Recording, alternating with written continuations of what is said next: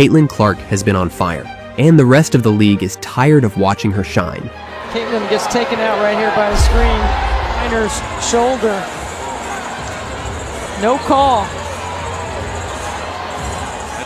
So Connecticut came to put hands on her, and this might have been the toughest win of her season. 25 points, 5 threes, and a technical she did not deserve. Delay of game, technical foul. And the very first time she touched the ball, she set the tone for the entire night.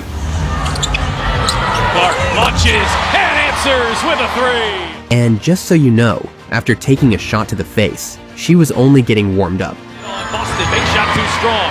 Billings clears. Outlet to Clark, who beats everyone back.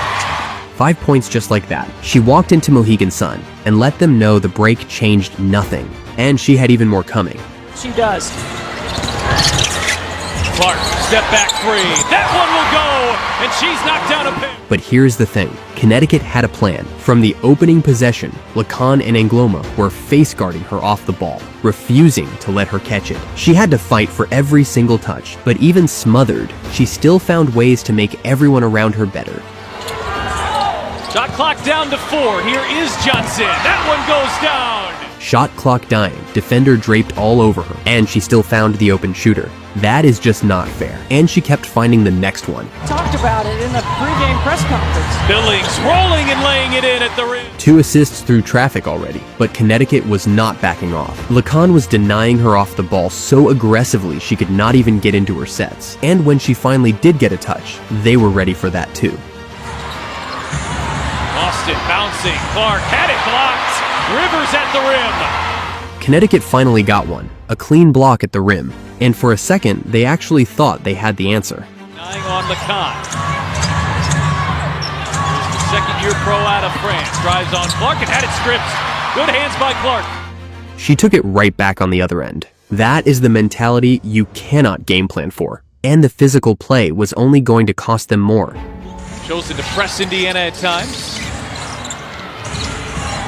Clark really having to work for it, but a little too aggressive that time by Lacan. And the pressure was suffocating. An 8-second violation, a shot clock violation later in the game. And an 8-second call on Indiana. Connecticut was choking every possession. Most players shrink from that. She drove straight into it. The Boston screen, that two-man game was dynamic, but this time, it's all Clark. She went through 3 defenders, not around them, through them. Lacan, Burke, and Adota, all in the paint, and it did not matter.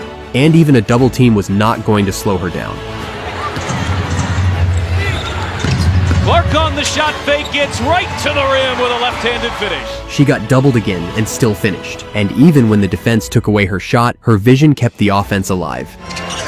Inbound to Mitchell, working through traffic and lays it in. They get that player. A no-look bounce pass off an inbound. She sees the cut before the defender even turns around. And in transition, she was just as dangerous.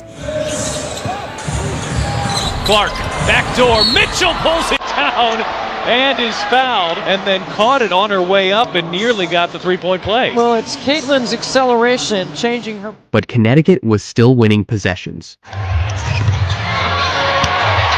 Lacan ripped her twice on consecutive plays. The turnovers started piling up.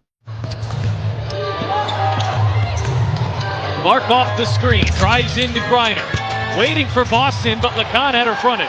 The scheme was working, until she answered it in the most Caitlin Clark way possible.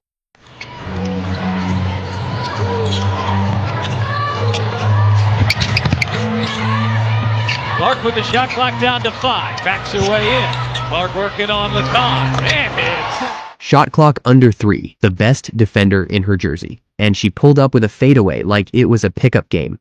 That is not supposed to work. And on the very next possession, she made sure Connecticut felt it again. At the first 2 points tonight, she's pulled Connecticut back within 7. Clark fire away, and answers with a 3. Connecticut scores, and she answers before the crowd can even sit down. And on the other end, she was competing just as hard, nearly picking Grainer's pocket at the rim. Helps her have space and separation. Lacan is trapped, Clark knocks it out of bounds. But she was not done putting the bigs through it. Clark thought about the 3, gets by Rivers, circles around and banks it home.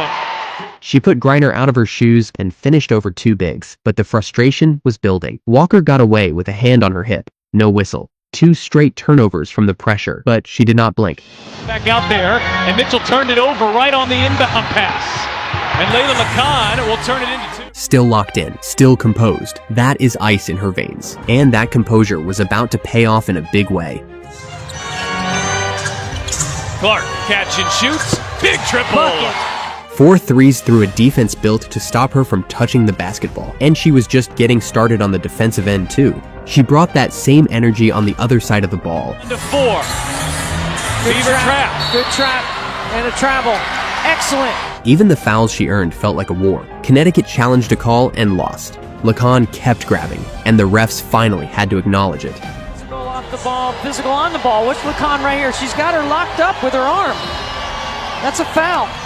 And when they doubled her again, she made them pay with the pass. Has to hurry. Here is Clark. Whip inside. Boston pulls it down but can't finish. 5 assists, countless hockey assists. But she still had one more dagger in the chamber. Mitchell. Look at all the contact between Clark and LaCon. And Clark hits a deep 3! And this one put the Fever up 7 with 5 minutes left on the road. 72-65 Fever. And right here is where the officials decided to make it interesting. She went to retrieve the ball and barely tapped it with her foot.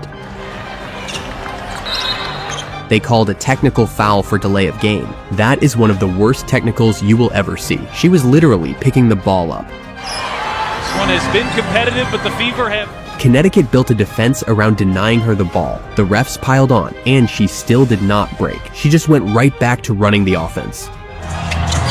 Boston, Cunningham, hits a 3! She liked it so much she ran it again. Clark off a pair of screens, drives on Griner. Feed inside, Boston kick out, can she do it again? Bullseye! 2 perfect triangle reads to set up Cunningham. Cunningham went on to score the final 11 points and slam the door. But make no mistake, Caitlin Clark built the house Cunningham closed. She do it again! Bullseye! And she had one last trip to the free throw line to put her stamp on it. There is the foul on LaCon. She was all... One last trip to the line. One last time making LaCon pay. 85-75 Fever, on the road at Mohegan Sun. Caitlin Clark finished the night with 25 points, 5 assists, and 5 made threes. On a night where Connecticut built their entire defensive game plan around keeping the ball out of her hands. They face guarded her off the ball. They doubled and tripled her on the ball. The refs hit her with a questionable technical for retrieving the basketball. And she still walked out of that building with a 10-point road win and 4-1 in Commissioner's Cup play. She did not need the whistle. She did not need easy touches. She just needed the ball in her hands long enough to break you. That is Caitlin Clark. Hit subscribe so you do not miss the next one, because she is only getting better. See you on the next one.